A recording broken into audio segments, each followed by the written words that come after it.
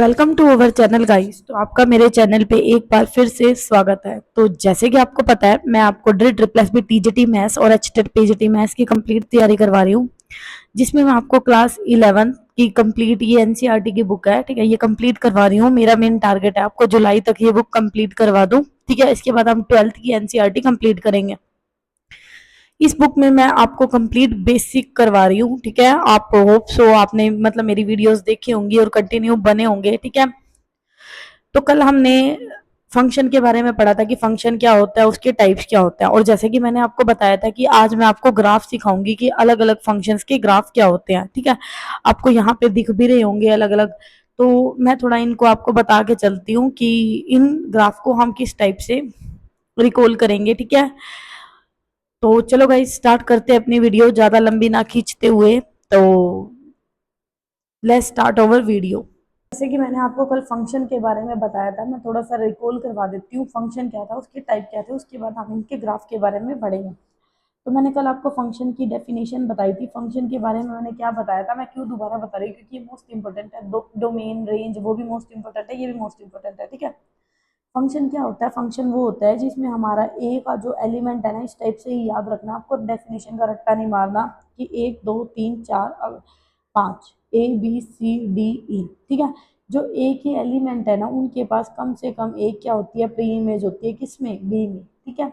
ये ऐसे भी हो सकता है 1 2 3 4 ABCD, ठीक है, A B, ये ऐसे भी हो सकता है, ठीक है। इनके पास लेकिन जो ये ए वाले होते हैं ना, ये सारे क्या होने चाहिए, मतलब एक के पास दो सेम इमेज हो सकती है, कम से कम एक। और इन पे सारी क्या होनी चाहिए, सिंगल होनी चाहिए। इन पे अगर दो आते हैं ना, मान लो ए की जो प्री इमेज है वो 1 भी है और बी है, तो ऐसे करूँ तो ये फंक्शन नहीं होगा, ठीक है। मैंने आपको ऑलरेडी बताया था, अगर मैं 1 2 3 4 ABCD, ठीक है, अगर मैं ए की इमेज ऐसे लेना चाहूँ तो ये हमारा फंक्शन नहीं होगा। तो होप सो गाइस आपको ये एग्जाम्पल से क्लियर हो गया फंक्शन क्या होता है। तो फंक्शन की यहीं से डेफिनेशन निकल जाती है इसी एग्जाम्पल को देखते हुए कि ए के पास कम से कम एक क्या होनी चाहिए, इमेज, और बी के पास क्या होनी चाहिए, प्री इमेज। मतलब बी को हम ए की बोलेंगे प्री इमेज, ए को क्या बोलेंगे, ए बी का इमेज। समझ गए भी? तो ये क्या होता था फंक्शन। कल मैंने आपको टाइप्स के बारे में पढ़ाया था। सबसे पहले मैंने आपको बताया था क्या होते हैं आइडेंटिटी फंक्शन, ठीक है, जिसमें हमारी डोमेन और रेंज क्या थी, इक्वल। आ रहा है ना कुछ याद? मैं इसलिए रिकॉल करवा रही क्योंकि यहीं पे ग्राफ बताऊंगी। डोमेन और रेंज क्या थी, इक्वल। उसके बाद मैंने आपको क्या बताया था, कांस्टेंट फंक्शन। कांस्टेंट फंक्शन क्या था, जिसमें हमारी रेंज क्या थी, कांस्टेंट, ठीक है। अब मैं यहीं से इनका ग्राफ निकाल के बताती हूँ कि आइडेंटिटी फंक्शन हम एक्चुअल में देखेंगे कैसे। आइडेंटिटी फंक्शन का ग्राफ गाइस हम कैसे देखेंगे, जिसमें हमारी डोमेन और रेंज क्या है, इक्वल। मान लो मैंने ये ले लिया 1 2 3 4 ABCD, इसमें डोमेन और रेंज देखो, डोमेन भी 4 है जो यूज हुई है एलिमेंट, और रेंज जो यूज हुई है वो भी 4 है। डोमेन भी 4, रेंज भी 4। तो इसका अगर मैं ग्राफ बनाना चाहूँ तो इसका ग्राफ मेरा कैसा बन जाएगा, इसका ग्राफ बनेगा, मान लो तुमने यहाँ पे ABCD ले लो, ABCD तुम्हारी मर्जी है, जैसे भी 1 2 3 4, ठीक है। तुम एक ले रहे हो तो ए आ रहा है, दो ले रहे हो तो बी आ रहा है, तीन ले रहे हो तो सी आ रहा है, चार ले रहे हो तो डी आ रहा है। मतलब इसका ग्राफ इस टाइप से बन जाएगा। और तुम अगर नेगेटिव की टर्म लोगे तो वो नेगेटिव की टर्म में चले जाएगा। तो इसका ग्राफ आपको रिकॉल करना है। मैं क्या बोल रही हूँ, रिकॉल करना है, यानी कि याद करने हैं ये ग्राफ, ठीक है। इनका कोई लॉजिक नहीं होता, कोई ट्रिक नहीं होती, ना ही कोई ऐसा फंडा होता है कि मैं आपको बता दूं। मैं यहाँ पे आपको समझाऊंगी बहुत लंबे तरीके से, बट फिर भी आप भूल जाओगे, ठीक है, अभी तक, क्योंकि हम ऐसे ही करके आए हैं। तो मैं जो चीजें बोल रही हूँ ना, याद करनी है, तो उनको ना लिख लो कॉपी में, भाई ये चीज याद करनी है आप लोगों को, ठीक है। तो इसका ग्राफ होता है इस टाइप का, ये याद करना है, समझ गए। नेक्स्ट है हमारा कांस्टेंट फंक्शन। कांस्टेंट फंक्शन क्या होता है, मान लो तुमने यहाँ पे ग्राफ बनाया, ठीक है। कांस्टेंट यानी कि रेंज तो फिक्स है, मान लो यहाँ ए फिक्स होगी एक की, मतलब सबकी रेंज क्या हो जाएगी, ए आ जाएगी, एक एलिमेंट। तो ये ए है तो यहाँ पे ए क्या होगा, फिक्स। तो कांस्टेंट का ग्राफ जाता है ये, ठीक है। ये तो पोलिनोमियल में भी पढ़ के आए थे। उसके बाद आता है हमारा पोलिनोमियल।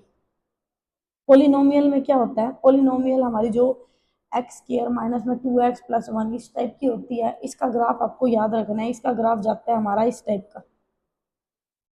ये याद करने हैं सारे ग्राफ। ये कौन सी वो बनती थी, अपवर्ड पैराबोला, ठीक है। मैंने करवाए थे ना ड्रिल प्लस बी के पेपर में कितने सारे पैराबोला। तो ये अपवर्ड पैराबोला है, तो इसका ग्राफ बनता है अपवर्ड पैराबोला, यानी कि पी से पोलिनोमियल, पी से पी तो नहीं आएगा, अपवर्ड पैराबोला। अपवर्ड पैराबोला मतलब पी पे ही जा रहा है ये पैराबोला। तो पोलिनोमियल से किस पे जा रहा है, पैराबोला। कौन से वाला, अपवर्ड, ठीक है, पैरेलल टू वाई एक्सिस। आगे बात समझ में? बाद में तुम्हारी एक एनसीईआरटी में ना एक्स क्यूब का ग्राफ दे रखा है कि f of x is equal to x cube, जो कि मोस्ट इंपॉर्टेंट है। ये आपके एग्जाम में ना डायरेक्ट ग्राफ भी पूछ लिया जाता है कि इसका ग्राफ किस टाइप से बनेगा, तो इसका ग्राफ ना इस टाइप से बनेगा, ठीक है, इस टाइप से है कुछ इसका ग्राफ।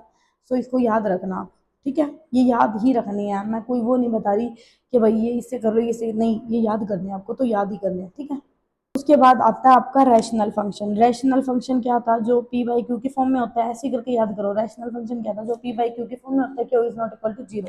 रैशनल, तो इसका ग्राफ कैसे जाता है, इसका ग्राफ जाता है आपका इस टाइप का। ये वैसे ही याद करने हैं, पहले बता रही हूँ मैं, ठीक है। और ये तुम्हारा ड्री ट्रिपल बी में आया भी है इसके ऊपर क्वेश्चन, ठीक है, कि ग्राफ कैसा होता है।